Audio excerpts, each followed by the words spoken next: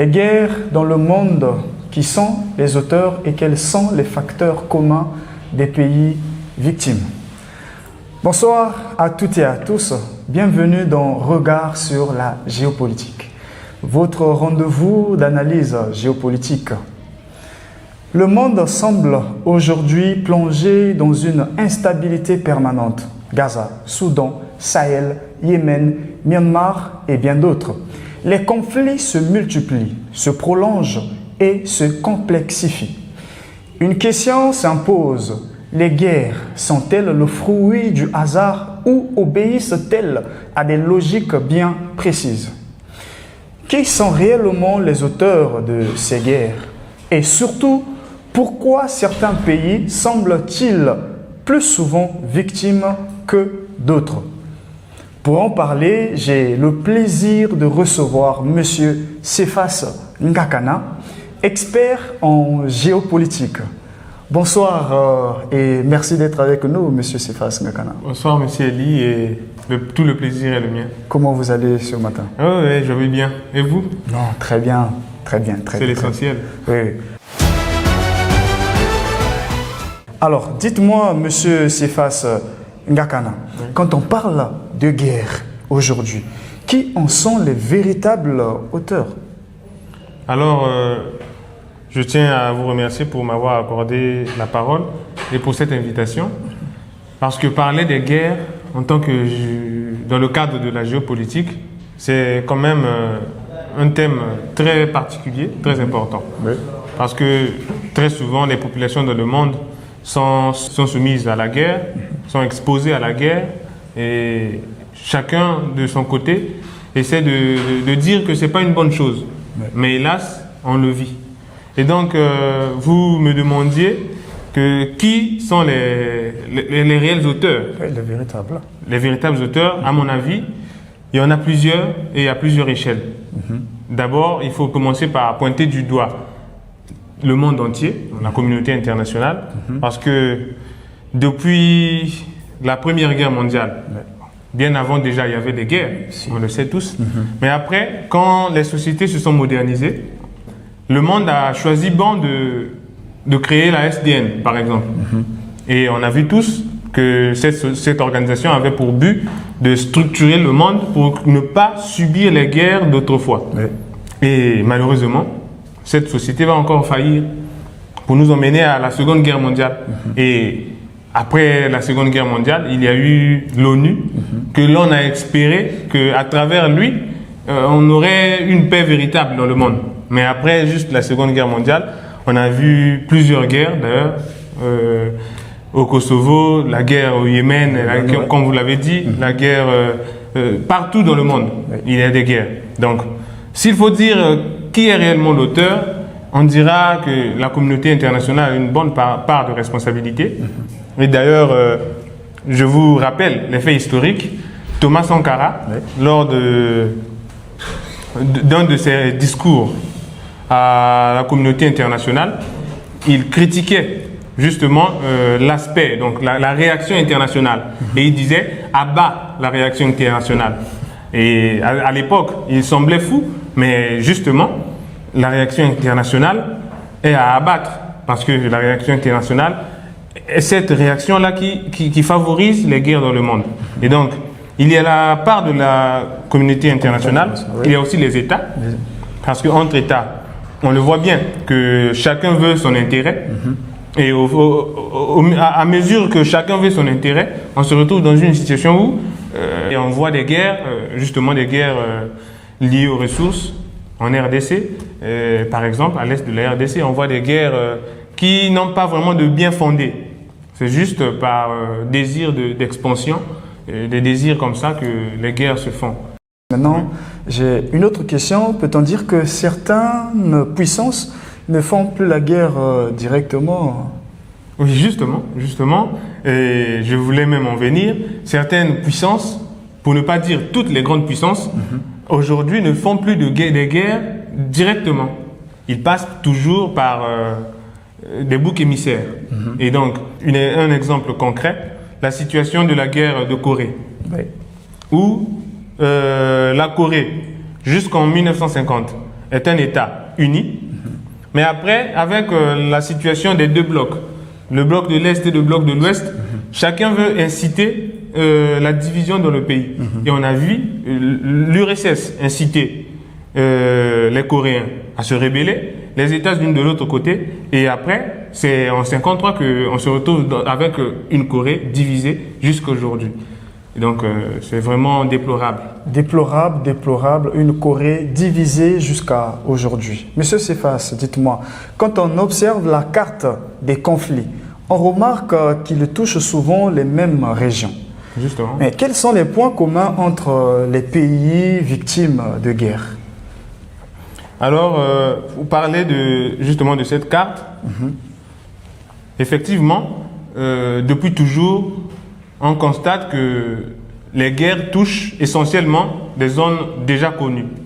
On a le Moyen-Orient, le Proche-Orient, on a l'Afrique, et on a une petite partie de l'Europe qui, depuis toujours, est confrontée à des tensions, des guerres incessables.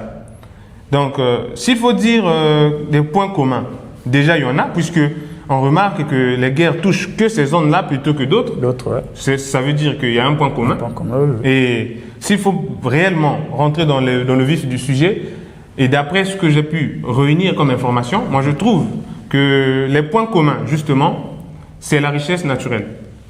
On a premièrement le pétrole, qui est une cause très importante des guerres dans le monde, parce que tous les pays qui ont connu des guerres ont toujours eu une ressource pétrolière, et souvent des ressources pétrolières très importantes. On a l'Afrique qui a une bonne richesse pétrolière. On a la RDC par exemple. On a le Moyen-Orient qui est riche pétrolièrement, et donc c'est l'une des causes principales des guerres. Mais après, je ne vous dis pas, il y a aussi la situation géographique.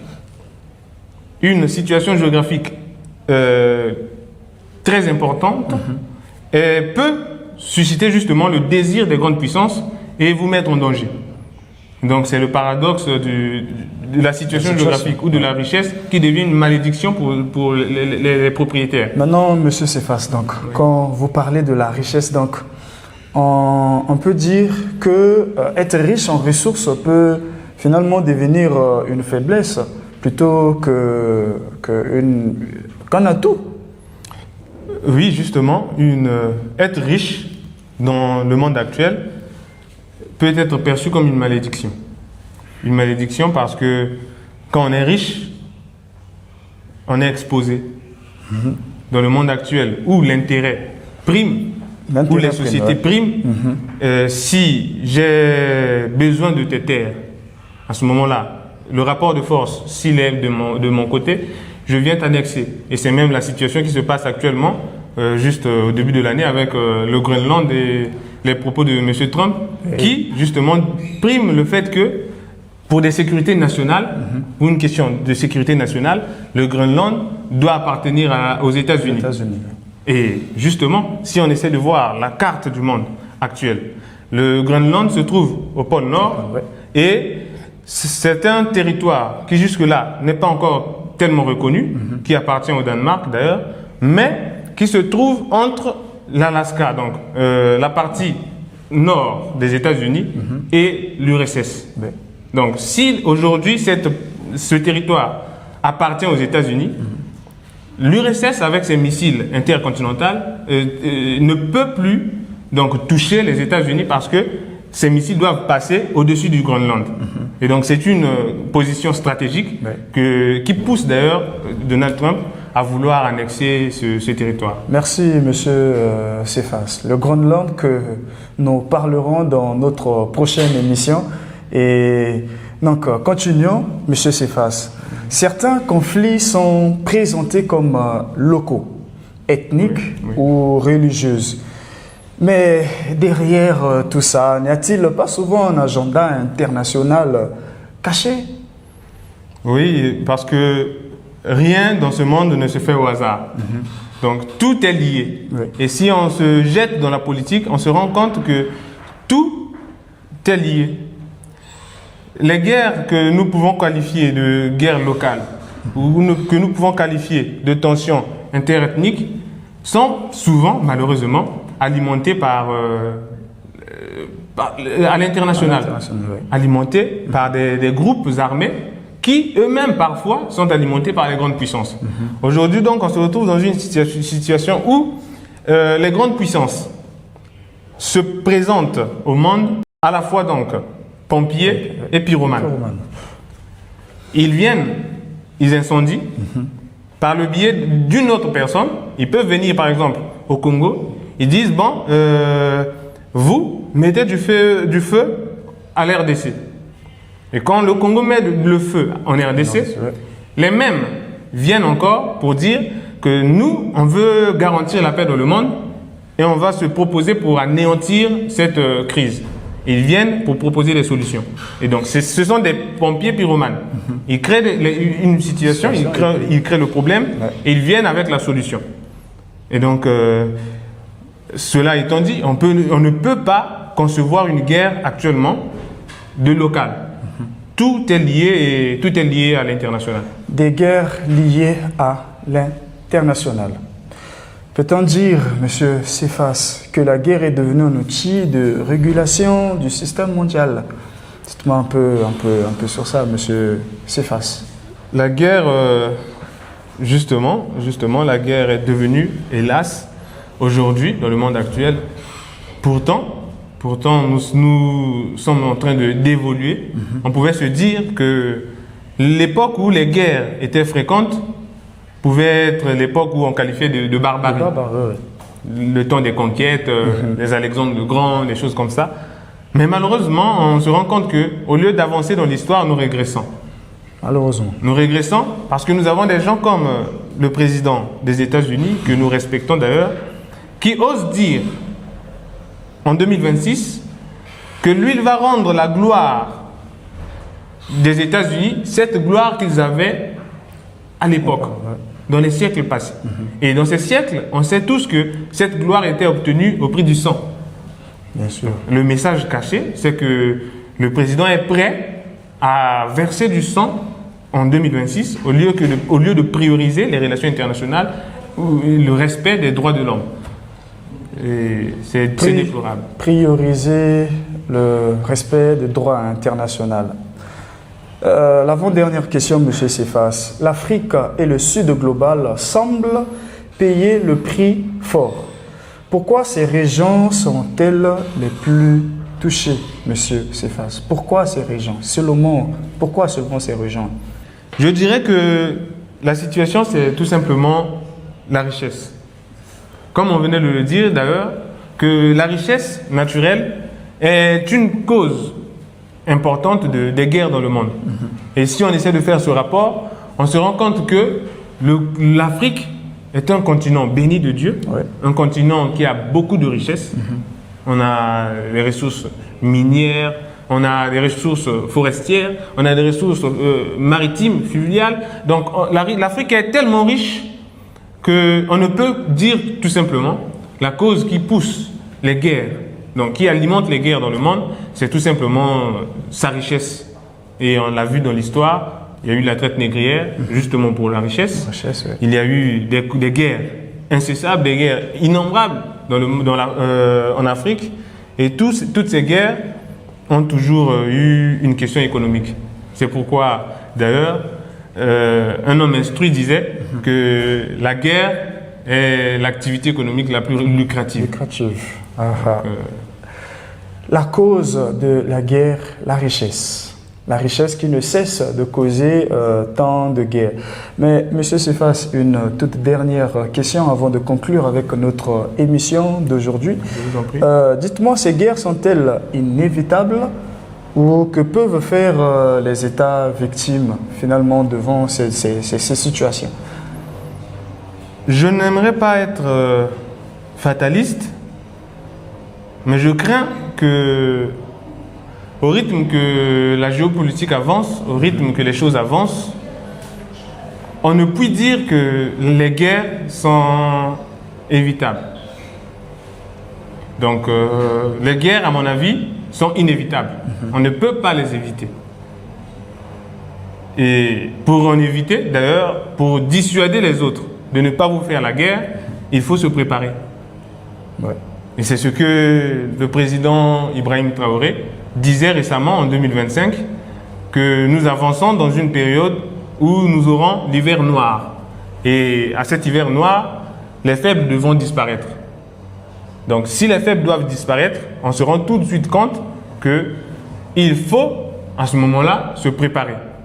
Et il y a un des grands empereurs romains qui disait, une citation d'ailleurs très connue, que si tu veux la paix, tu dois préparer la guerre. Et ce n'est qu'en dissuadant qu'on peut éviter donc, à son territoire d'être frappé par la guerre, mais pas au monde d'être frappé par la guerre, parce que les guerres, elles existeront toujours. Les guerres, elles existeront toujours. Et il faudrait se préparer à ça. Alors, ce que nous retenons ce soir, c'est que les guerres naissent jamais par hasard. Elles sont souvent le résultat de rapports de force, d'intérêts économiques et d'États fragiles, pris au piège d'un système mondial inégal. Merci, M. Cephas Ngakana, pour cet éclairage précieux, M. Cephas Ngakana. Et merci à vous, téléspectateurs et auditeurs, pour votre fidélité. Et donc, on vous dit à la prochaine dans votre émission sur la géopolitique internationale. Merci à vous et à plus. À plus.